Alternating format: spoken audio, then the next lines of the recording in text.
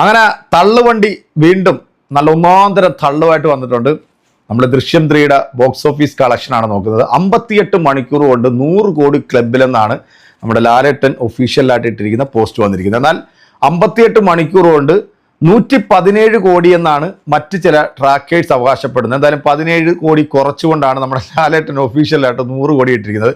ഇന്ന് നമ്മൾ first day കളക്ഷനിലേക്ക് പോകുകയാണെന്നുണ്ടെങ്കിൽ ഇതിൻ്റെ ഫ്രീ സെയിൽ ബുക്കിംഗ് ആദ്യം നമ്മുടെ ആന്റണി ചേട്ടൻ്റെ ഒരു പേജിനകത്ത് വന്നത് ഫ്രീ സെയിൽ ബുക്കിംഗ് 2 കോടി. പക്ഷേ പല ഫാൻസുകാരുടെയും പേജുകളിൽ വന്നത് ഫ്രീ സെയിൽ ബുക്കിംഗ് 7 കോടി എന്നായിരുന്നു. എന്നാൽ ഫസ്റ്റ് ഡേ ഈ സിനിമ നേടിയിരിക്കുന്നത് വേൾഡ് വൈഡിൽ നിന്ന് നേടിയിരിക്കുന്നത് 43 കോടി എന്നാണ് പല ട്രാക്കേഴ്സും പുറത്തുവിട്ടിരിക്കുന്ന ഒരു റിപ്പോർട്ട്. എന്നാൽ സന്ധ്യ ആയപ്പോഴത്തേക്കും അത് പെട്ടെന്ന് 53 കോടി രൂപയായി. ഭയങ്കര കയറ്റമായിരുന്നു. 10 കോടി രൂപ ഒറ്റയടിക്ക് അങ്ങ് തള്ളി അങ്ങ് കയറ്റി വെച്ചു. സെക്കൻഡ് ഡേ ഈ സിനിമ കേരളത്തിൽ നിന്ന് നേടിയിരിക്കുന്നത് 11 കോടിയാണ്.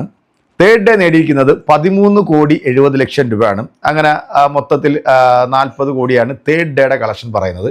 മൊത്തത്തിൽ നോക്കുകയാണെന്നുണ്ടെങ്കിൽ 3 ദിവസം കൊണ്ട് ഈ സിനിമ 100 കോടി ക്ലബിൽ കയറിയിട്ടുണ്ടെങ്കിൽ 6 ദിവസം കൊണ്ട് 200 കോടി, 9 ദിവസം കൊണ്ട് 300 കോടി സിനിമ എന്തായാലും എത്തും. അതിനകത്ത് ഒരു സംശയമില്ല. കാരണം അതുപോലത്തെ അന്യായ തിരക്കാണ് നമ്മുടെ ആശീർവാദ് തിയേറ്ററുകളിൽ കേട്ടോ.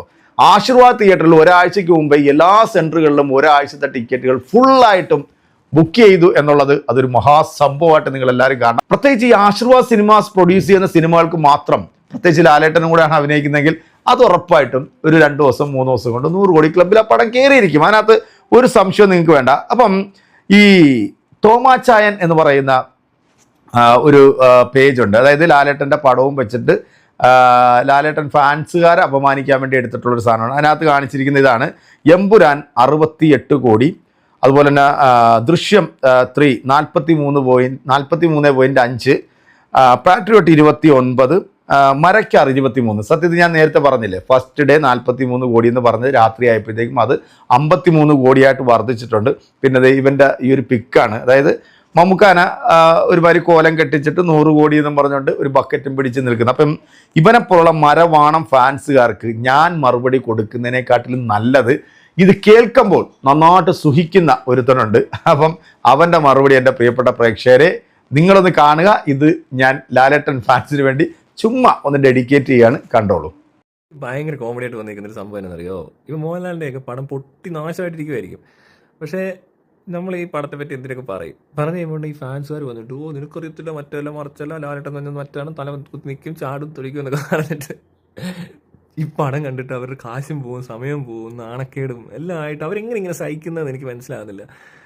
വല്ലാത്തൊരു ഗതികെട്ട മനുഷ്യരല്ലേ ഇവന്മാർ, ഈ ഫാൻസ് എന്ന് പറയുന്നവരെ. ഇതെല്ലാം തെറിയും വിളിക്കണം, ഈ മണ്ടത്തരം മുഴുവൻ കാണണം, ഇതെല്ലാം സഹിക്കണം. എന്തൊരു ജീവിതം ഇവരുടെ. കമൻസ് ഒക്കെ വന്ന് അടിക്കുന്നത് കണ്ടു കഴിഞ്ഞാൽ മറ്റേതാ മറിച്ചാ. പക്ഷേ ഇനി പൊട്ടന്മാരെ വിശ്വസിക്കുന്നുണ്ടോ എന്ന് അറിയാൻ പറ്റത്തില്ല കേട്ടോ. ഇവരുടെ വിചാരം ഇതൊക്കെ വലിയ സിനിമയാണോ എന്ന് എനിക്കറിയത്തില്ല. പറഞ്ഞു വരുമ്പോൾ അങ്ങനെ സംശയിക്കേണ്ടതായിട്ടുണ്ട്. പൊട്ടന്മാരല്ലേ, മോഹൻലാലിൻ്റെ ഫാൻസ് അല്ലേ, അവന്മാർക്ക് ബുദ്ധിയും വിവരം വെളിവുകൊണ്ട് ഇയാളുടെ ഫാനാവോ? അതും ശരിയാണല്ലോ, ചിലപ്പോൾ ഇവർ റിയൽ ആയിട്ട് പറയുന്നതായിരിക്കും. പക്ഷെ എന്നാലും ഒരുപാട് പേര് ഈ പടമൊക്കെ കണ്ടു കഴിഞ്ഞിട്ട്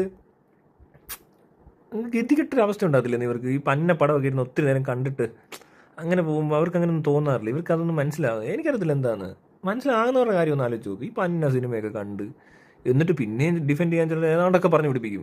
അങ്ങനെയല്ല, ആ പടത്തിൽ മറ്റുണ്ട് മറിച്ചുണ്ട്, ലാലേട്ടൻ്റെ പെർഫോമൻസ് ഇതായിരുന്നു, ജിത്തു ജോസഫ് കിടലായിരുന്നു എന്നൊക്കെ പറഞ്ഞ് ദൃശ്യം 3 ഇറങ്ങിയിട്ടുണ്ട് സീരിയൽ. അത് കണ്ടിട്ട് സിനിമയാണെന്നൊക്കെ പറഞ്ഞ് എഴുതി വിടുന്നവന്മാർ തിയേറ്റർ റെസ്പോൺസ് കൊടുക്കുന്നു, തിയേറ്ററിന് മുന്നിൽ നിന്ന് റിവ്യൂ പറയുന്നു. ഭയങ്കരം തന്നെ, കഷ്ടം തന്നെ മുതലാളി. ഇവന്മാർ സിനിമ കാണാതായിരിക്കും ചിലപ്പോൾ പറയുന്നത്. കാരണം അവർക്ക് അത്രയും ലാഭമുണ്ട്. സിനിമ പൈസയും ലാഭം, സമയം ലാഭം, അത്രയും ബോധം കെട്ട അവസ്ഥ.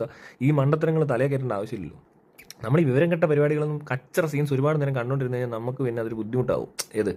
നമുക്കൊരു ടെൻഷനാണ്, സ്ട്രെസ് കൂടും. ഈ നശിച്ച പരിപാടി കണ്ടുകൊണ്ടിരുന്നല്ലോ എന്നായി പോകും. അത് ഒഴിവാക്കാൻ വേണ്ടി ഇവർ സിനിമയും കാണത്തില്ല. ഫ്രീ ടിക്കറ്റ് കിട്ടിയപ്പോൾ ആൾക്കാർ സിനിമ കാണത്തില്ല. പകരം അതിൻ്റെ ഫ്രണ്ട് തന്നെ ചുമ്മാ ഓരോന്ന് പഠിച്ചു വെച്ചിട്ട് അങ്ങ് പറയും ഇതങ്ങനെയാണ് സിനിമ, മറ്റാണ് മറിച്ചാണ്.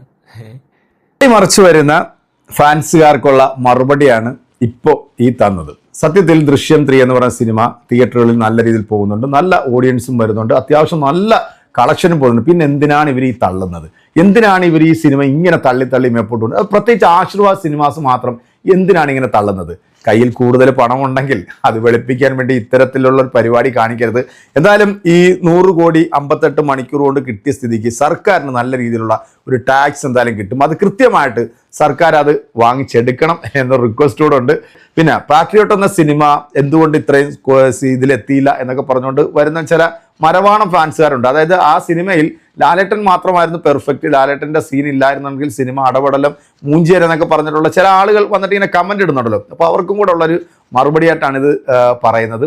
അപ്പോൾ ലാലേട്ടൻ ഭക്തനൊക്കെ ആകാം, പക്ഷേ ഇതുപോലെ ജനങ്ങളെ മറ്റതാക്കുന്ന രീതിയിലുള്ള കമൻറ്റുമായിട്ട് വന്നു കഴിഞ്ഞാൽ അതിനെതിരെ ഞങ്ങൾ പറഞ്ഞുകൊണ്ട് തന്നെ ഇരിക്കും.